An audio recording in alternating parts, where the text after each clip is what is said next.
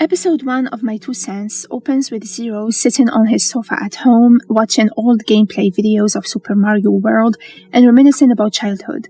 He reflects on how simple gaming used to feel compared to adulthood, joking that now you need multiple degrees, endless online research, and emotional preparation just to enjoy a game. His thoughts drift toward his teenage obsession with Final Fantasy VII, which nearly caused him to fail school.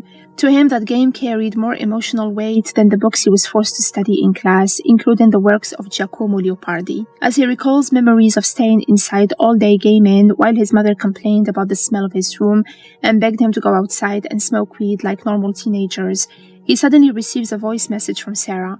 They were supposed to meet at 8 o'clock and he has completely forgotten. Zero imagines Armadillo, an advisor inside his head, explaining that lying directly is dangerous, but manipulating time is acceptable. According to Armadillo, lag is the gray area between sending a message and reality catching up to it.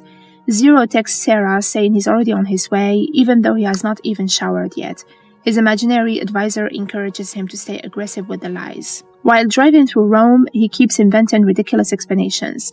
He's searching for parking, the parking attendants are everywhere, he's already arrived but cannot find her. Zero finally admits he went to the wrong cafe. Sarah then points out the obvious flaw in his excuse. It's literally his own cafe. Zero narrates how bizarre it still feels to say Mad Cafe. He imagines people accusing him of selling out after his success, assuming that the underemployed cartoonist suddenly became a businessman. In reality, the cafe is a shabby little place barely surviving financially. He recalls how Wild Boar approached him about becoming a partner. Wild Boar confessed he was overwhelmed by expenses and needed someone reliable to help keep the business afloat. He chose Zero because, unlike their other friends, Zero had no debts. Though Zero jokes that he is messed up, he appreciates Wild Boar's honesty and trusts him deeply because they have known each other forever. Zero describes Wild Boar as someone capable of reducing every complicated problem to its simplest truth. Whether discussing insomnia, cars, comics, or life itself, Wild Boar's answer is always the same: you need to get laid. Before investing, Zero consulted his father, explaining how his entire generation still feels incapable of making adult financial decisions without parental approval. He contrasts this with his parents' generation, who seemed fully adult by 20, while people his age are still financially unstable at 40. His father approves of the investment because he genuinely likes Wild Boar, even telling Zero that Wild Boar possesses all the qualities Zero himself lacks. After officially becoming part owner, Zero still struggles to feel comfortable in the role. When he finally arrives to meet Sarah outside the cafe, she reveals she needed to speak with him. Before she can explain, however, they run into Montini, another regular at the cafe. This encounter triggers another long reflection from Zero about their old school's brutal social hierarchy. He describes the school almost like an anthropological experiment in caste systems, where students could only interact with people equally lame as themselves. Within that already harsh environment, Montini occupied the absolute bottom rung. He was bullied constantly by everyone, even by nature itself.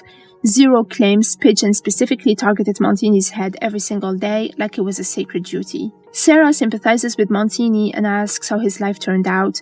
Zero explains that Montini still seems isolated, wandering around with his sickly wheezing dog. Zero shares with Sarah how Wild Boar is in serious trouble. Money has been disappearing from the cafe accounts in large amounts. At first, he assumed it was bookkeeping mistakes, but the pattern has become impossible to ignore. Considering the missing money, the setting, and Wild Boar's behavior, he concludes there is only one likely explanation: Wild Boar has developed a cocaine problem.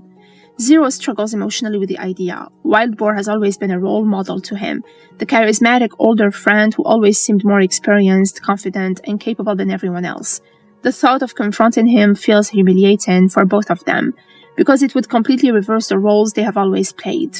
Zero explains that he originally wanted to confront Wild Boar together with Seko, but an unfortunate incident involving him prevented it. Just as he finishes explaining Wild Boar's situation, Sarah reminds him that she actually needed help too. Once again, Zero realizes he has accidentally monopolized the entire conversation. Sarah then reveals the real reason she called him. A friend of hers needs a temporary place to stay because her boyfriend has become violent and abusive. At first, Zero assumes it will simply be some anonymous acquaintance. His internal mental counsel immediately panics at the idea of sharing his house with a stranger. Then Sarah drops the bombshell. The woman is Esmeralda. The revelation completely destroys Zero psychologically. Smeralda has deep emotional significance for him, dating back many years. When she finally appears, Zero becomes overwhelmed. Smeralda explains that she simply needs a temporary escape from her abusive relationship. Sarah argues that refusing her would be morally unforgivable. Zero internally protests, recognizing that Sarah intentionally weaponized his guilt to manipulate him into agreeing. Yet he also knows she is right. Faced with Smeralda standing there vulnerable and needing help, he cannot say no. Things become even more chaotic when Sarah reveals Smeralda is bringing her dog Macchiato as well. Zero feels like his carefully isolated life is collapsing piece by piece, but he reluctantly agrees to let her stay starting the next day.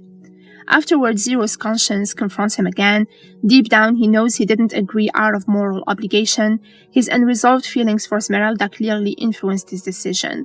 His subconscious even points out that almost all his personal role models are men, forcing him into a brief reflection about masculinity, emotional development, and the media he grew up with in the 1980s. Back inside the cafe, Wild Boar jokes about Smeralda moving in and assumes Zero might finally sleep with her after 20 years, but while Wild Boar rambles, Zero studies him carefully, aware that something is very wrong beneath the surface. Zero reflects on Wild Boar's almost mythic role in their youth, and like the others trapped in rigid social castes, Wild Boar could move effortlessly between worlds. He could hang out with awkward nerds one moment and popular students the next. To Zero and his friends, he felt like a kind of messiah, someone who understood life in ways they never could. That is precisely why confronting him now feels impossible. Admitting Wild Boar needs help would shatter the emotional structure of their entire friendship. A dangerous man named Tripwire suddenly enters the cafe. Zero recognizes him as an infamous violent bully from their past, a feared delinquent known for brutality, cocaine addiction, and carrying a Japanese katana. Tripwire asks for Wild Boar, but Wild Boar is absent. Tripwire walks through the cafe, inspecting the kitchen while threatening Zero. He makes cryptic remarks, implying Wild Boar's problems have now become everyone else's problems. Before leaving, he says Zero can tell Wild Boar that Dixville stopped by. Even Montini, who Tripwire forces into giving him a ride, looks terrified. Finally, after Tripwire leaves, Wild Boar emerges from hiding. He'd been secretly concealed nearby the entire time. He begs Zero not to tell his wife Christine anything.